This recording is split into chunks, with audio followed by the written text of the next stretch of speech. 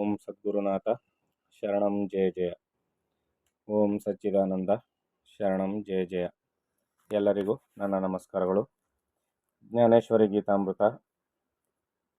ಈಗ ಅರ್ಜುನ ತನ್ನ ಮೋಹದಿಂದ ಭ್ರಾಂತನಾಗಿ ದುಃಖವನ್ನೆಲ್ಲ ತೋಡಿಕೊಂಡ. ಅದಕ್ಕೆ ಕೃಷ್ಣ ಹೇಳ್ತಾನೆ, ನೀನು ಜ್ಞಾನದ ಮಾತುಗಳನ್ನೇನು ಆಡ್ತಾ ಇದೆಯಾ ಸರಿಯಪ್ಪ, ಆದರೆ ಅದರ ಜೊತೆಯಲ್ಲಿ ಅಜ್ಞಾನವನ್ನು ಬಿಗಿಯಾಗಿ ತಬ್ಬಿಡ್ಕೊಂಡಿದ್ಯಾ. ಅದನ್ನು ಬಿಟ್ಟು ಮಾತನಾಡು. ಇದು ಜ್ಞಾನಿಗಳ ಲಕ್ಷಣ ಅಲ್ಲ ಇದು. ಯಾಕಂದರೆ ಜಗತ್ತಿನಲ್ಲಿ ಹುಟ್ಟು ಸಾವುಗಳು ಸ್ವಭಾವ ಸಿದ್ಧವಾಗಿರ್ತಕ್ಕಂಥದ್ದು. ನೀನು ರೋಧಿಸದೇ ಇದ್ದರೂ ಹುಟ್ಟು ಸಾವುಗಳು ನಡೀತಾನೆ ಇರ್ತದೆ. ನೀನೇನು ಜಗತ್ತಿನ ಎಲ್ಲ ಜೀವರಾಶಿಗಳನ್ನ ಕೊಲ್ಲುವಂಥ ಬಲಶಾಲಿ ಏನಲ್ಲ ನೀನು. ಯಾಕಂದ್ರೆ ಅಂದ್ಬಿಟ್ಟಿರಂತಲ್ಲ ನಾನು ಎಲ್ಲರನ್ನೂ ಕೊಂದ್ಬಿಟ್ರೆ ಪಾಪ ಬಂದ್ಬಿಡ್ತದೆ ಅಂತ. ಅದರಿಂದ ಜಗತ್ತಿನ ಜೀವರಾಶಿಗಳನ್ನೆಲ್ಲ ಕೊಲ್ಲುವಷ್ಟು ಬಲಶಾಲಿಯೂ ನೀನೇನಲ್ಲ.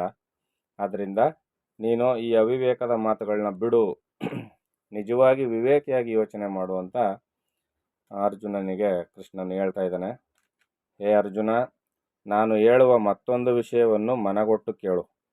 ನೀನು ನಾನು ಇಲ್ಲಿ ಸೇರಿರುವ ರಾಜರು ನಿರಂತರದಲ್ಲೂ ಇರುವೆವು ಎನ್ನುವುದು ಮತ್ತು ಎಲ್ಲರೂ ಮರಣ ಹೊಂದುವೆವು ಎನ್ನುವುದು, ಈ ಎರಡೂ ಪ್ರಕಾರವಾದ ತಿಳಿವು ಭ್ರಾಂತಿಪೂರ್ಣವಾದದ್ದೇ. ಏನು ಹೇಳ್ತಾ ಇದ್ದಾನೆ ಕೃಷ್ಣ ಇಲ್ಲಿ? ಮತ್ತೊಂದು ವಿಷಯ ಹೇಳ್ತೀನಿ ಕೇಳು. ನೀನು ನಾನು ಇಲ್ಲಿ ಸೇರಿರುವ ರಾಜರು ನಿರಂತರದಲ್ಲೂ ಇರುವೆವು ಎನ್ನುವುದು ಮತ್ತು ಎಲ್ಲರೂ ಮರಣ ಹೊಂದುವೆವು ಎನ್ನುವುದು, ಈ ಎರಡೂ ಪ್ರಕಾರವಾದ ತಿಳಿವು ಭ್ರಾಂತಿಪೂರ್ಣವಾದದ್ದೇ. ನಾವು ನಿರಂತರವಾಗಿ ಬದುಕಿರ್ತೀವಿ ಅಂತೀವಲ್ಲ, ಅದು ಸುಳ್ಳು, ಯಾಕಂದರೆ ಅದು ಭ್ರಾಂತಿ. ಮತ್ತು ಎಲ್ಲರೂ ಮರಣ ಹೊಂದುವೆವು ಎನ್ನುವುದು, ಈ ಎರಡೂ ಪ್ರಕಾರವಾದ ತಿಳಿವು ಭ್ರಾಂತಿಪೂರ್ಣವಾದದ್ದು. ಏನು ಕೃಷ್ಣನ ಮಾತು ಈ ಥರ ಬಂದ್ಬಿಡ್ತಲ್ಲ. ಏನು ಹೇಳ್ತಾ ಇದ್ದಾನೆ? ನಾವೆಲ್ಲರೂ ಬದುಕಿರ್ತೀವಿ ಅಂತ ಹೇಳ್ತೀಯಲ್ಲ, ಯಾಕಂದರೆ ಇವ್ರನ್ನ ಕೊಲ್ದಿದ್ರೆ ಅವರು ಸ್ವಲ್ಪ ಕಾಲ ಆದಮೇಲೆ ವಯಸ್ಸಾಗಿ ಮತ್ತೆ ಮರಣ ಹೊಂದಲೇಬೇಕು.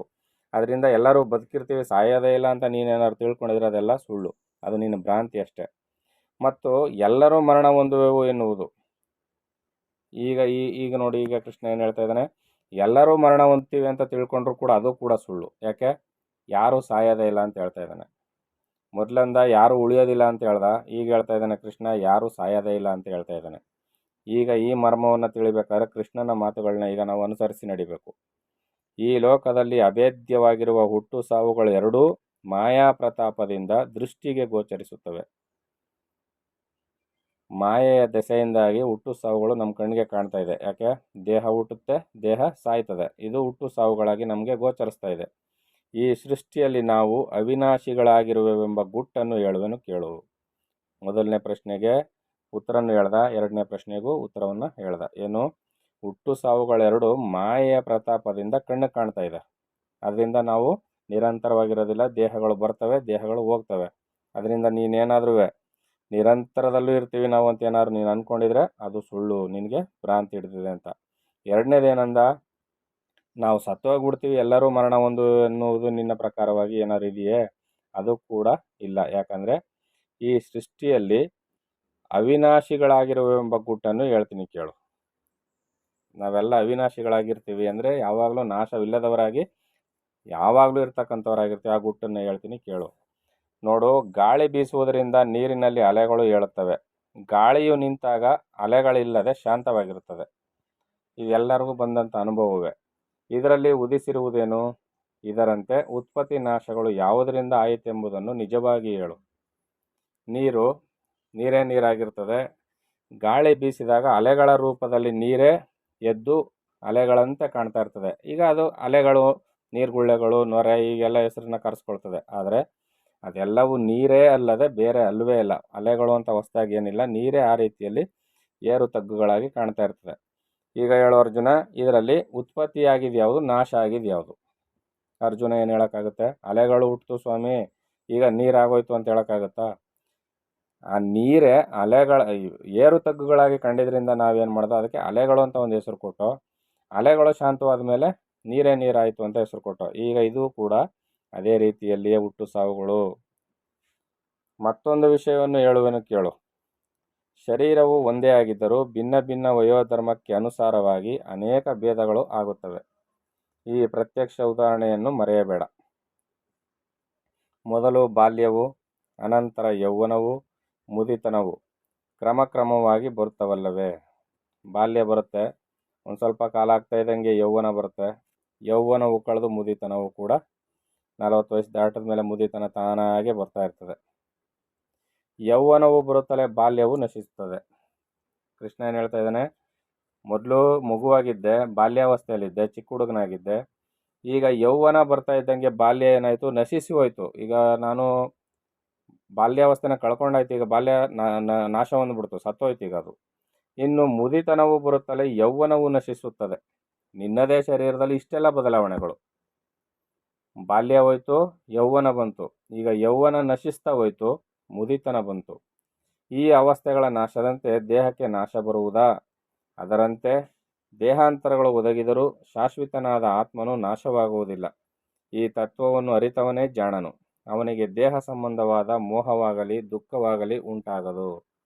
ಎಂಥ ಸಂದರ್ಭದಲ್ಲಿ ಎಂಥ ಮಾತುಗಳು ಕೃಷ್ಣನು ಹೇಳ್ತಾ ಇದ್ದಾನೆ.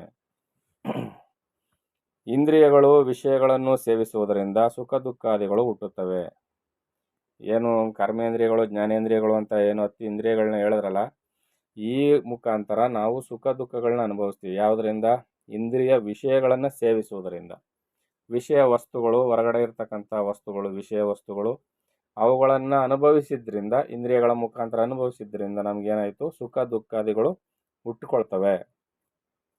ವಿಷಯದ ಆಸಕ್ತಿಯಿಂದ ಭ್ರಾಂತಿ ಹುಟ್ಟುತ್ತದೆ. ಈಗ ವಿಷಯದ ಆಸಕ್ತಿ ಹುಟ್ಟಿದ ಮೇಲೆ ತಾನೇ ವಿಷಯ ಸುಖವನ್ನು ಅನುಭವಿಸ್ಲಿಕ್ಕೆ ಸಾಧ್ಯ. ಅದರಿಂದ ವಿಷಯದ ಆಸಕ್ತಿ ಯಾವಾಗ ಹುಟ್ಟುತ್ತದೋ ಅದು ಭ್ರಾಂತಿಯನ್ನು ಉಂಟು ಮಾಡ್ತದೆ. ಭ್ರಾಂತಿ ಅಂದ್ರೇನು? ಸುತ್ತುವಿಕೆ, ವಿಷಯ ವಸ್ತುಗಳಲ್ಲಿ ಸುತ್ತೋದು. ವಿಷಯಗಳು ಒಂದು ಸ್ಥಿತಿಯಲ್ಲಿ ಇಲ್ಲದಿದ್ದರೂ ಕಾಲಕ್ರಮದಿಂದ ಇವುಗಳ ದ್ವಂದ್ವ ಭಾವದಿಂದ ಸುಖ ದುಃಖಗಳು ಜನಿಸುತ್ತವೆ. ನಿಂದ ಸ್ತುತಿಗಳೆರಡು ಕಿವಿಯಲ್ಲಿ ತಾಕುತ್ತಲೇ ನಿಂದನೆಯಿಂದ ದ್ವೇಷವು, ಸ್ತುತಿಯಿಂದ ಹರ್ಷವು ಉಂಟಾಗುತ್ತದೆ. ಈಗ ಕಿವಿ ಎನ್ನುವ ಒಂದು ಇಂದ್ರಿಯ, ಇದರಲ್ಲಿ ನಿಂದ ಸ್ತುತಿಗಳು ಬರ್ತವೆ. ನಿಂದನೆ ಬಂದಾಗ ಮನಸ್ಸಿಗೆ ನೋವಾಗುತ್ತೆ, ದ್ವೇಷವು ಬರುತ್ತೆ. ಸ್ತುತಿಯಿಂದ ಹರ್ಷ ಉಂಟಾಗುತ್ತೆ, ಆನಂದ ಉಂಟಾಗುತ್ತೆ, ಇಂದ್ರಿಯ ಮುಖಾಂತರ ಬಂದಂಥದ್ದು. ಇದರಂತೆಯೇ ಮೃದುತ್ವ, ಕಠಿಣತ್ವಾದಿಗಳು ಸ್ಪರ್ಶದ ಗುಣಗಳು. ಮೃದುವಾಗಿ ಮುಟ್ಟಿದ್ರೆ ಕೋಮಲತನವಾಗಿರ್ತದೆ, ಕಠಿಣವಾಗಿ ಜಿಗುಟಿದ್ರೆ ಏನಾಗುತ್ತೆ, ನೋವಾಗುತ್ತೆ. ಇದು ಚರ್ಮದ ಗುಣ ಆಯಿತು. ಇನ್ನು ತ್ವಗೇಂದ್ರಿಯದ ಮೂಲಕ ಸ್ಪರ್ಶವಾಗಲು ಸಂಸರ್ಗದಿಂದ ಸುಖ ದುಃಖ ಕಾರಕವಾಗುವುದು. ಇದರಂತೆ ಸುಂದರ ರೂಪವನ್ನು ನೋಡುತ್ತಲೇ ಸುಖವು, ಭಯಂಕರ ರೂಪವನ್ನು ನೋಡುತ್ತಲೇ ದುಃಖವು. ಸುಂದರವಾಗಿರೋ ಹೂಗಳನ್ನ, ಸುಂದರವಾಗಿರೋಂಥ ವ್ಯಕ್ತಿಗಳನ್ನ ನೋಡಿದಾಗ ಹರ್ಷವಾಗುತ್ತೆ. ಭಯಂಕರವಾದ ಕೆಲವು ಭಯಾನಕ ಚಿತ್ರಗಳನ್ನ ನೋಡಿದಾಗ ಭಯವಾಗುತ್ತೆ. ಮೂಗಿನ ದ್ವಾರದಲ್ಲಿ ಸುಗಂಧವು ಬರುತ್ತಲೇ ಸುಖವು, ದುರ್ಗಂಧವು ಬರುತ್ತಲೇ ದುಃಖ ಉಂಟಾಗುವುದು. ಈ ವಿಷಯಗಳ ಸಂಘವು ಸ್ವರೂಪದಿಂದ ಭ್ರಷ್ಟನನ್ನಾಗಿ ಮಾಡಿ ಶೀತ ಉಷ್ಣಾದಿಗಳ ಬಾಧೆಯನ್ನು ಹುಟ್ಟಿಸುವುದು. ಇಂದ್ರಿಯಗಳ ಸಂಘವಾಗಬೇಕೆಂಬುದೇ ಸೃಷ್ಟಿಯ ನಿಯಮ. ಇಂದ್ರಿಯಗಳ ಸಂಘ ಆಗಲೇಬೇಕು ಅನ್ನೋದು ಸೃಷ್ಟಿಯ ನಿಯಮ. ಇದನ್ನು ಯಾರೂ ತಪ್ಪಿಸ್ಕೊಳ್ಳೋಕ್ಕಾಗೋದಿಲ್ಲ. ಅದಕ್ಕೆ ಇಂಥ ರಹಸ್ಯಗಳನ್ನ ತಿಳಿಯೋದಕ್ಕೆ ಇಂಥ ಮಹತ್ ಗ್ರಂಥಗಳನ್ನ ನಾವು ಓದಬೇಕು ಅನ್ನೋದು. ಏನು? ಇಂದ್ರಿಯಗಳ ಸಂಘವಾಗಬೇಕೆಂಬುದೇ ಸೃಷ್ಟಿಯ ನಿಯಮ. ಆದರೆ ಸಂಘವಾದಾಗಲೂ ಕೂಡ ಅದರ ಚಾಪಲ್ಯಕ್ಕೆ ಒಳಗಾಗದೇ ಇರತಕ್ಕಂಥದ್ದು ಸಾಧಕನ ನಿಯಮ. ಅರ್ಥ ಆಗ್ತದೆ ಅಲ್ವಾ? ಈ ವಿಷಯಗಳು ನೋಡುವುದಕ್ಕೆ ರಮ್ಯವಾಗಿದ್ದಂತೆ ಕಾಣಿಸಿದರೂ ಮೃಗಜಲದ ತೆರೆಗಳಂತೆ, ಸ್ವಪ್ನದಲ್ಲಿ ಕಾಣಿಸುವ ಐಶ್ವರ್ಯದಂತೆ ಅನಿತ್ಯವಾಗಿದೆ. ಇವು ಭ್ರಾಂತಿಯಿಂದ ಕಾಣಿಸುವುದೆಂದು ಮನಸ್ಸಿನಲ್ಲಿ ನಿಶ್ಚಯಿಸಿ ಇವುಗಳನ್ನು ದೂರವಾಗಿ ಓಡಿಸಿ ಶಾಂತನಾಗಿರು. ಹೇ ಅರ್ಜುನ, ವಿಷಯಾಧೀನನಾಗದವನನ್ನು ಈ ಜಗತ್ತಿನಲ್ಲಿ ಸುಖ ದುಃಖಾದಿಗಳು ಬಾಧಿಸಲಾರವು. ಕೃಷ್ಣ ಏನು ಹೇಳ್ತಾ ಇದ್ದಾನೆ? ವಿಷಯಕ್ಕೆ ಯಾರು ಅಧೀನವಾಗೋದಿಲ್ವೋ, ಇಂದ್ರಿಯಗಳ ಮುಖಾಂತರ ವಿಷಯ ವಸ್ತುಗಳನ್ನು ಅನುಭವಿಸಬೇಕು ಅಂತ ಯಾರಿಗೆ ಅನ್ನಿಸೋದಿಲ್ವೋ, ಯಾರು ಅದನ್ನು ಆಸೆಯನ್ನು ಗೆದ್ದು ನಿಲ್ತಾನೋ ಅವನನ್ನು ಈ ಜಗತ್ತಿನಲ್ಲಿ ಸುಖ ದುಃಖಾದಿಗಳು ಬಾಧಿಸಲಾರವು. ಸುಖವೂ ಬಾಧಿಸಲಾರದು, ದುಃಖವೂ ಬಾಧಿಸಲಾರದು. ಪರಮಾನಂದ ಸುಖದಲ್ಲಿ ಅವನಿರ್ತಾನೆ. ಆತನಿಗೆ ಕಷ್ಟತರವಾದ ಗರ್ಭವಾಸ ಉಂಟಾಗಲಾರದು. ಆತನ ಅವಿನಾಶಿಯಾದುದರಿಂದ ವಿಷಯಗಳ ಪಾಶದಲ್ಲಿ ಬೀಳುವುದಿಲ್ಲ. ಇದು ಜ್ಞಾನಿಯ ಲಕ್ಷಣ. ನೀನು ಈ ರೀತಿಯಲ್ಲಿ ಜ್ಞಾನಿ ಆಗು ಅಂತ ಇಲ್ಲಿ ಅರ್ಜುನನಿಗೆ ಕೃಷ್ಣನ ಉಪದೇಶವನ್ನು ಮಾಡ್ತಾ ಇದ್ದಾನೆ. ಇನ್ನು ಮುಂದೆ ಏನು ಹೇಳ್ತಾನೆ ಅಂತ ಮುಂದಿನ ಆಡಿಯೋದಲ್ಲಿ ನೋಡೋಣ. ಎಲ್ಲರಿಗೂ ಒಳ್ಳೆಯದಾಗಲಿ. ಓಂ ಸದ್ಗುರುನಾಥ ಶರಣಂ ಜಯ ಜಯ. ಓಂ ಸಚ್ಚಿದಾನಂದ ಶರಣಂ ಜಯ ಜಯ. ಹರಿ ಓಂ ತತ್ಸತ್. ಹರಿ ಓಂ ತತ್ಸತ್. ಹರಿ ಓಂ ತತ್ಸತ್.